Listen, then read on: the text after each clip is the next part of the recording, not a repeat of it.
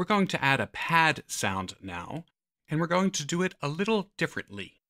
We're going to control-click in the empty rack, but instead of choosing a synth, we're going to choose Create Instrument.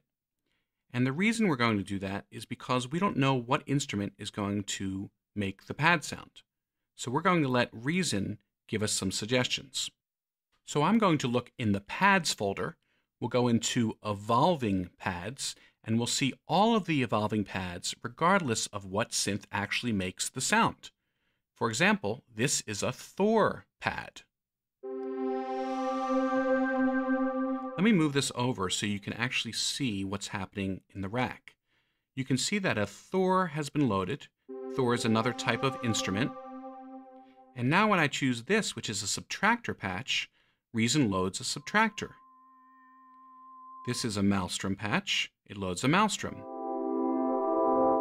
This is really great.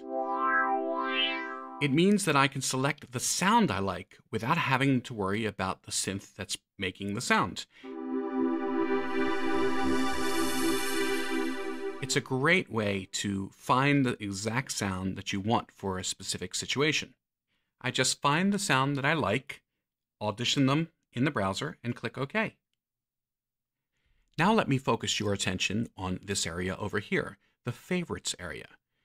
For example, in the Reason Factory sound bank, I can see my All Effects folder, my All Instruments folder, and then separate folders for each device, instruments and effects, with all the patches. These are the sounds that come with Reason. The other sounds that come with Reason can be found in the Orchestra sound bank. These are all the orchestral sounds segmented by the type of instrument. Then you'll see a folder here which I added, one called Reason Refills. A refill is a collection of patches that you can buy or download or create yourself. In fact, there are tons of them available on the Propellerheads website. And you can see a whole bunch here. Most of these I downloaded for free from the Propellerheads site. Now, if I wanted to add my own folder, it's very easy to do. Let me go back to my desktop, and I'll actually browse up to my main computer here, and I see all of my disks. I'll go into the Samples folder. There's my Reason Refills folder, and if I wanted to add that, I would just drag it in.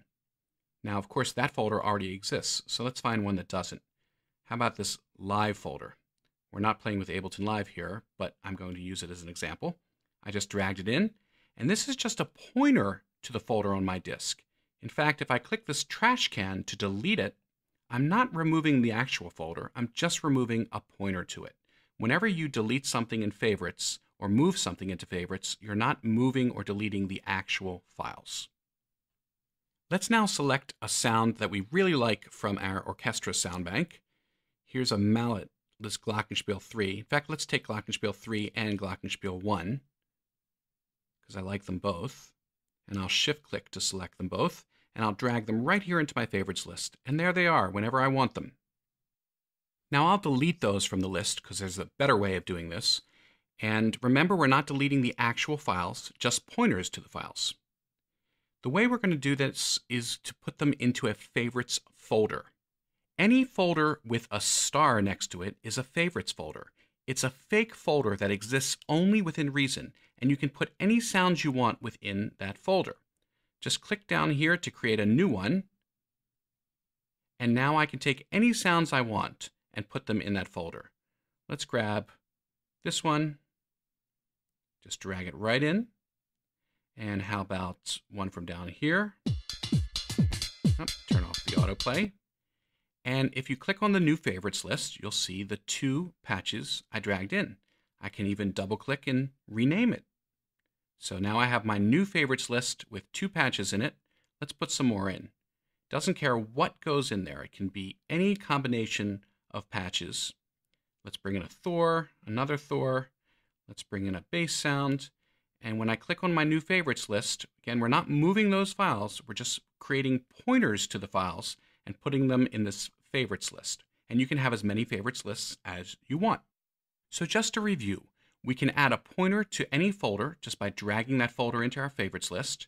We can create our own favorite lists, fake folders, and we can even drag in specific patches or refills right into our list. When we click on that, we can see everything in it, and the trash can deletes it. The patch browser is a great way of finding, auditioning, and organizing your patches.